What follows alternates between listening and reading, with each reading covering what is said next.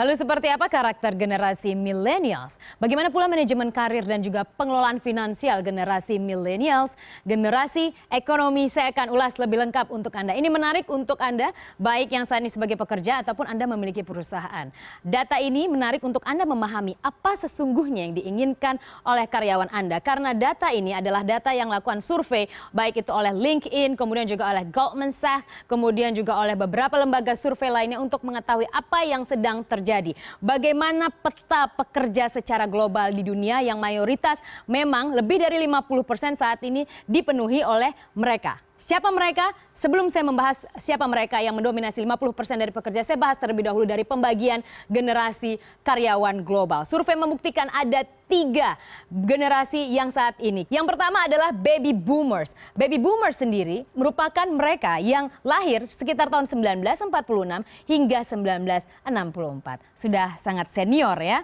Jadi ini adalah geng-geng baby boomers. Siapa mereka? Mereka adalah yang lahir pasca selesainya Perang Dunia Kedua. Jadi mereka memang terlahir dengan sebuah mental yang lebih kuat karena mereka membangun dari nol kepercayaan, kemudian pasca perang yang begitu besar mereka harus terbiasa dengan usaha untuk membangun dari yang nol sehingga bisa menjadi sesuatu. Jadi sederhananya mereka memiliki kesabaran yang lebih baik. Kemudian mentalnya juga lebih baja dibandingkan generasi-generasi selanjutnya. Dan di tahun 1965, Anda yang lahir di tahun 1965 hingga 1981, Anda akan disebut sebagai generasi X. Bagaimana generasi X ini nanti saya akan lebih spesifik. Bagaimana karakter generasi X dan yang selanjutnya adalah yang lahir di atas tahun 1982 hingga tahun 1995. Ada lagi sebenarnya generasi Z yang memang saat ini tengah dikaji bagaimana karakter mereka. Dan inilah yang lahir di tahun 1982 hingga 1995 adalah yang lahir dan kemudian disebut sebagai generasi milenial. Syukurnya saya milenial ya. Seperti apa karakter saya, seperti apa karakter Anda mungkin yang masuk generasi X atau juga masih ada di baby boomers. Bagaimana karakter dari baby boomers? Ini yang saya sebut karakter-karakter yang menarik untuk kita cermati. Mereka adalah yang dilahirkan pasca Perang Dunia Kedua. Di belahan dunia manapun pasti tidak enak pasca Perang Dunia Kedua. Baik di Amerika, Eropa, Jepang, apalagi Indonesia yang saat itu juga masih baru lepas, baru merdeka, baru membangun sebuah bangsa. Mereka pasti seseorang yang rindu untuk bersama karena tidak mudah untuk berkumpul lengkap dengan keluarga. Apabila Anda bukan dari golongan yang memang seseorang yang misalnya bangsawan atau memang berpendidikan, akan sulit Anda untuk berkumpul. Sehingga mereka adalah orang-orang yang mengutamakan keluarga. Kebersamaan menjadi salah satu tujuan mereka ketika mereka bekerja, ketika mereka berkarir.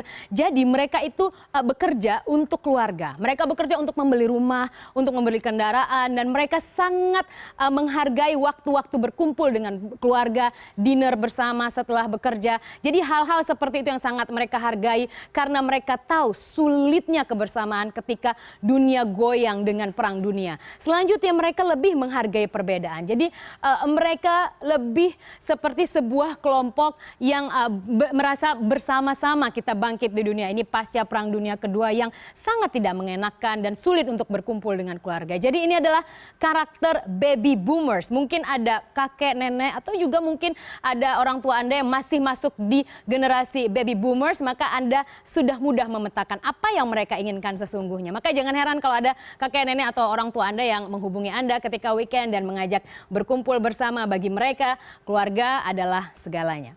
Dan kita ke generasi selanjutnya adalah generasi X. Bagaimana karakter generasi X yang tadi lahir sekitar tahun 1965 hingga 1982, mereka cenderung memanjakan anak. Jadi mereka sudah hadir beberapa dekade pasca Perang Dunia Kedua, mereka sudah lebih enak hidupnya dan mereka sangat memanjakan anak-anak mereka dengan menyediakan akses teknologi.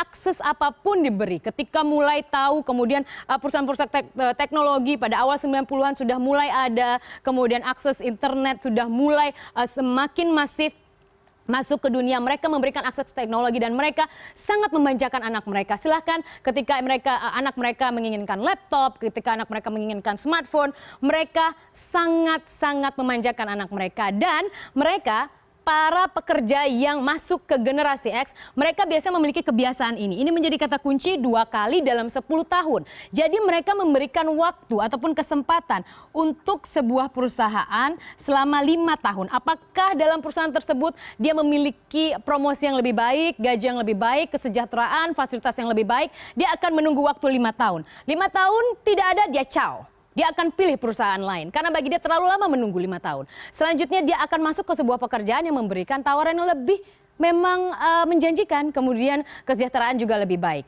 Jadi 2 kali dalam setahun rata-rata untuk generasi X pindah pekerjaan. Ini salah satu yang bisa menjadi clue bagi sebuah perusahaan ketika Anda akan merekrut orang-orang di generasi tersebut. Selanjutnya kita masuk ke generasi millennials. 50% lebih karyawan di seluruh dunia didominasi oleh generasi ini. Mungkin saya juga salah satunya dan banyak lagi orang di luar sana. Kita lihat seperti apa karakter mereka karena mereka banjir dengan teknologi dan juga internet sehingga mereka lebih mudah, mereka lebih gampang untuk melihat apa yang terjadi di dunia sana. Seperti sosial media, mereka bisa lebih berkenalan dengan banyak orang, membuka banyak kesempatan, sehingga mereka mendapatkan pendidikan yang relatif tinggi. Nanti saya akan lebih spesifik. Seperti apa pendidikan yang mereka raih untuk millennials. Dan yang menarik lagi, mereka itu melakukan konsultasi finansial dengan lingkungan terdekat. Ini menjadi clue baru. Mengapa mereka tidak memilih misalnya financial advisor? No, mereka tidak pilih itu. Mereka lebih mengutamakan trust. Bagi mereka heart to heart, kemudian ketika menemukan seorang yang memberikan suggestion, yang lebih penting adalah kekuatan ataupun bonding yang mereka bangun bersama orang tersebut. Mereka lebih percaya dengan orang-orang tersebut dibandingkan orang lain yang memiliki profesi sebagai financial advisor, tapi mereka belum memiliki ikatan emosional. Ini menarik. Jadi mereka memiliki pendidikan tinggi pasti, kemudian banjir internet teknologi, kemudian konsultasi finansial mereka percayakan pada lingkungan terdekatnya. Selanjutnya kita lihat, ini adalah apa yang kita bahas. Bagaimana mereka percaya bahwa untuk lingkungan terdekat seperti keluarga dan teman terdekat mereka, 45% mereka mempercayainya dan kemudian mereka mempertimbangkannya untuk mengelola keuangan mereka. Selanjutnya mereka akan lebih egois. Mereka lebih memutuskan sendiri. Mereka membuat catatan sendiri dalam sebuah tabel mana yang harus dilakukan. 40% mengambil keputusan berdasarkan dirinya sendiri setelah mereka melakukan seperti shortlist untuk hal-hal terkait finansial mereka. Selanjutnya pada bankir mereka juga percaya sekitar kurang dari 20%. Hanya kita lihat untuk broker ataupun juga perusahaan dan independent advisor ataupun penasehat independen, biasanya mereka sangat kecil untuk mempercayainya. Jadi mereka adalah sebenarnya orang-orang millennials ini adalah orang-orang yang sangat mempercayai hubungan emosional sesungguhnya. Meskipun mereka terkesan lebih apa maunya sendiri, tapi ternyata mereka masih memiliki ikatan emosional yang begitu kuat. Selanjutnya kita lihat, ini adalah tadi yang kita bicarakan. Oh ya, mereka adalah orang-orang yang hobi berbelanja dan juga liburan.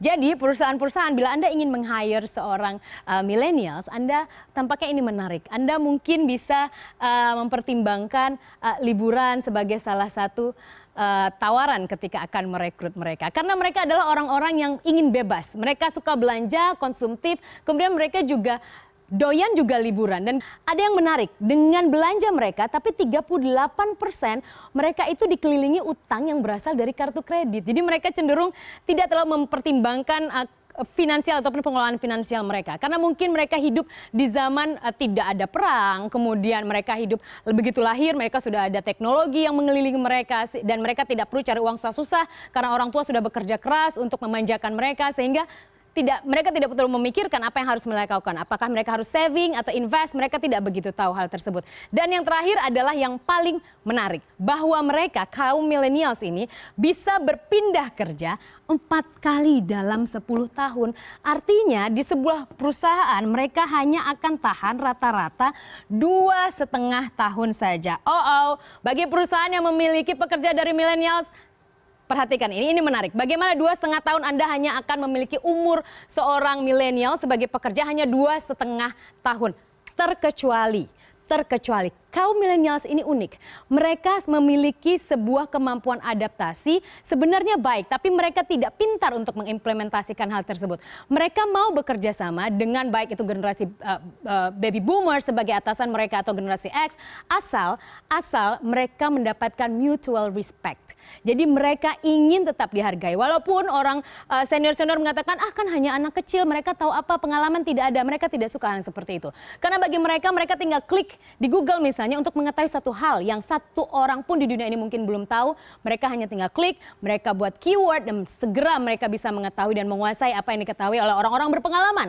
Dan itulah mengapa bagi perusahaan-perusahaan, apabila Anda merekrut level-level menengah ke atas, berhati-hati bahwa Anda harus meyakinkan orang-orang tersebut adalah orang-orang yang mampu menghargai kemampuan, skill, kemudian juga cara belajar kaum-kaum millennials ini dengan lebih baik. Mereka sangat menghargai mutual respect sehingga mereka akan bisa saja bertahan lebih lama dari 2,5 tahun.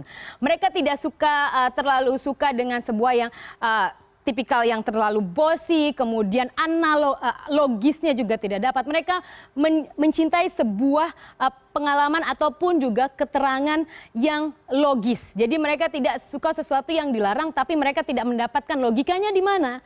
Dan kemudian mereka itu adalah orang-orang yang biasanya mengisi profesi-profesi ini. Yang pertama, untuk kaum millennials yang lahir di atas tahun 1982 hingga 1995, mereka menyukai dunia hiburan. Kemudian mereka juga memiliki ketertarikan di instansi pemerintahan. Jadi selanjutnya juga ada organisasi nirlaba dan yang menarik di media seperti kami saat ini. Mungkin kami dipenuhi oleh orang-orang millennials yang memang menyukai sesuatu yang lebih dinamis, berubah setiap hari dan tidak ada struktur yang terlalu tidak ada struktur yang terlalu bossy di sini, begitu egaliter. Mungkin itu adalah sesuatu yang dicintai oleh kaum-kaum millennials. Namun dari 4 profesi favorit dari kaum-kaum millennials tersebut, kita bisa menarik kesimpulan bahwa mereka menyukai sesuatu yang dinamis, dunia hiburan dan juga media, tapi mereka menyukai menjadi bagian dalam tata pemerintahan dan memiliki sensitivitas lingkungan dan sosial yang tinggi. Mereka mau terlibat dalam instansi pemerintahan dan mereka mau terlibat dalam NGO seperti organisasi nirlaba. Jadi ini adalah profesi-profesi ataupun tempat-tempat favorit kaum millennials. Bagi Anda pengusaha yang saat ini bermain di sektor ini, percayalah Anda banjir karyawan. Karena banyak yang ingin di profesi ini, di sektor ini. Asalkan Anda tidak perlu khawatir dengan 2,5 tahun maksimal tadi. Rata-rata mereka akan resign, tapi Anda harus memiliki strategi bagaimana mendekati mereka. Pilihlah orang-orang level menengah ke atas yang akan membimbing mereka dengan orang-orang yang memiliki karakter yang tepat menghadapi para millennials ini. Sehingga mereka tidak cepat kabur, apalagi bagi mereka yang berpotensi sangat tinggi. Selanjutnya, saya masih punya beberapa slide dan ini adalah ini tadi terkait dengan bagaimana mereka begitu menyukai belanja. Mereka konsumtif. Ini juga menjadi salah satu bagian yang cukup baik untuk Anda pengusaha retail karena kita lihat, saya mengambil refleksi saja untuk Eropa dan Amerika sama saja bahwa trennya mengalami peningkatan. Artinya ini didominasi oleh kaum-kaum millennials yang memang hobi belanja dan akan terus trennya naik menurut para ekonom, dan hal ini tampaknya menjadi salah satu angin segar untuk pengusaha retail terus berusaha karena kaum millennials demografinya cukup luas dan akan semakin banyak beberapa tahun mendatang. Well, millennials memang sebuah generasi yang unik. Bagi mereka, bagi generasi X misalnya, sukses itu adalah kaya dan muda. Namun bagi millennials, untuk sukses itu adalah pleasure, sebuah kesenangan yang tidak melulu terkait uang.